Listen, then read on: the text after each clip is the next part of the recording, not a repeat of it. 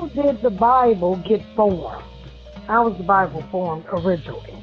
There was codified in what I would say conglomerized books from the Old Testament in a Greek version called the Greek Septuagint. And that was out during the time, like 2,000 years ago, when Jesus Christ was living and walking around. This actual book was the Greek interpretation of the Old Testament, or a Greek translation of the Old Testament.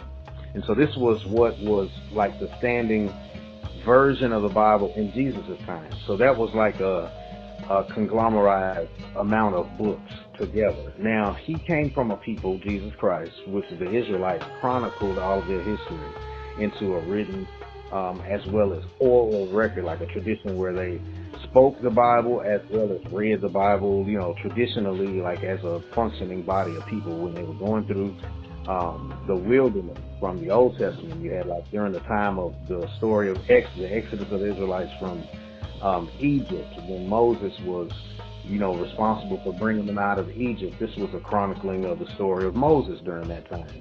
And then Moses also had Leviticus, Numbers, and Deuteronomy. So these were scrolls that actually were kept by these Israelite people going through time, that were kept up with all the way to the point of the Greek Septuagint. Like, now, there's question about the origin of like the Old Testament records before the Septuagint when it comes to Ezra, when they had the Babylonian captivity, because the Babylonians destroyed the Torah during that time. So Ezra had to get another version of the Torah.